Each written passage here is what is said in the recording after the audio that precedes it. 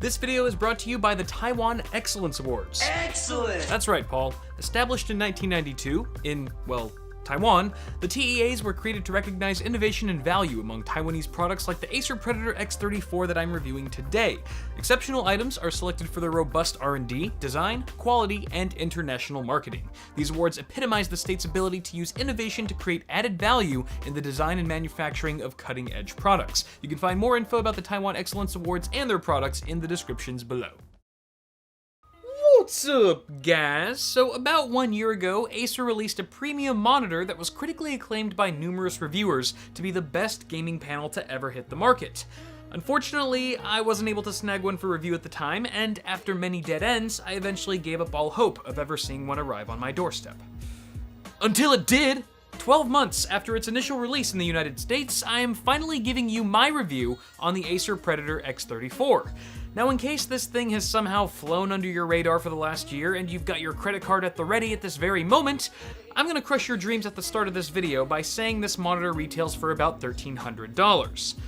Trust me, it's better you find out sooner. Granted, the ludicrous price tag may not bother any of you high rollers out there, so at this point, the only thing that matters is what makes this monitor a cut above the rest. Well, firing off the main specs first, we're dealing with a curved 34-inch 21:9 ultra-wide IPS display with a resolution of 3440 by 1440. The panel sports an advertised gray-to-gray response time of 4 milliseconds, not bad for IPS, and a default refresh rate of 60 Hz that's overclockable to 100 Hz. Top that off with built-in G-Sync support, and it's not hard to see why I am. A quick tour before we get into the fun stuff. The screen's matte finish keeps glare and reflections to a minimum for the most part, and I think the subtle curvature strikes a nice balance between offering an immersive gaming experience and a reasonable landscape for browsing and productivity. Sleek black bezels on the top and sides measure a centimeter in thickness, making their way to a stylized chin bar with super cool branding and underglow LEDs to let your friends know that you paid a lot for this thing. Within the on-screen display, users can switch between LED colors including red, blue, green, orange, white, and my personal favorite, off, as well as a few preset lighting effects. In my opinion, the OSD itself could be much improved here. With the buttons underneath the right side of the panel, it's kind of difficult to know which one you're pressing, which makes it all the more frustrating that the menu navigation is not intuitive at all. Even after getting used to the button layout, it still takes way too many clicks to adjust any given setting. It took me 15 clicks just to overclock the monitor's refresh rate. That's right, you actually use the on-screen display to overclock the refresh rate of the panel. I do like the option for throwing up a refresh rate counter though, along with other settings like pixel overdrive, DTS tuning for the built-in speakers, and user-defined profiles that you can switch between on the fly. The backside of the Predator looks all aggressive and stuff, and I've left my fingerprints on the glossy finish to convey my thoughts on glossy finishes. Supported stand adjustments include lift and 40-degree tilt, 5 down and 35 up. I would have liked to see some swivel action here for sharing the screen with someone in the room, but there is a 100 by 100 VESA wall mount for those with more specific needs. The stand also features a carrying handle for easy transport and a cable routing hole that I wish had a small break somewhere to pass cables in and out more easily.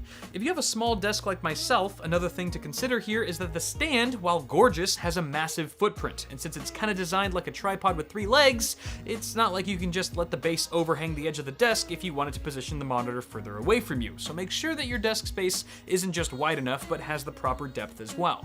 For the rear I/O, you'll find a DC input, 3.5mm audio out, a USB 3 upstream port, and 4 USB 3 inputs. Video outs include HDMI 1.4, which is overclockable to 60 Hz, but you'll have to connect to the DisplayPort 1.2 port with a supported NVIDIA card if you want a taste of that G-Sync lifestyle.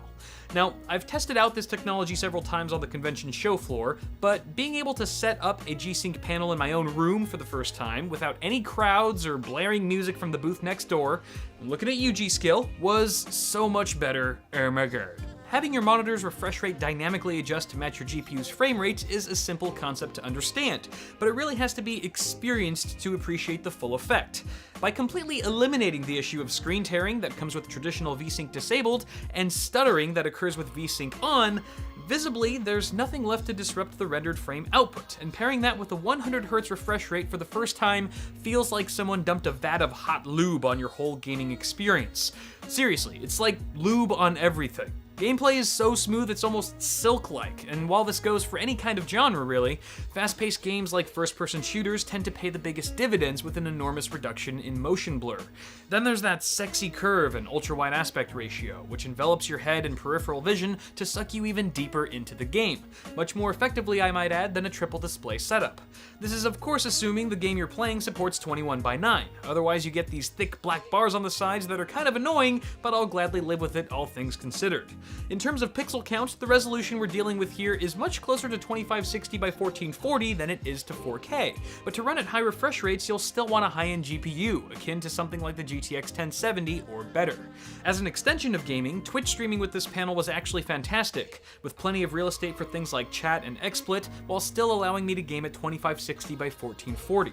Ultra-wide at this resolution also works like a dream for general desktop browsing and workstation applications like video editing, though I can see how the screen's curvature might distort the perspective of those looking for pinpoint accuracy with their compositions. Content creators who deal with color correction, on the other hand, will appreciate the IPS display's 100% sRGB color gamut and 10-bit color depth aided by dithering. Luckily, us gamers benefit from these specs as well.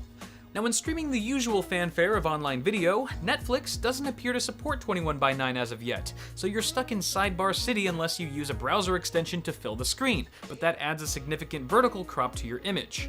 However, nothing's worse than getting the sidebars and the cinematic strips on the top and bottom. I've seen arcade cabinets with better looking bezels.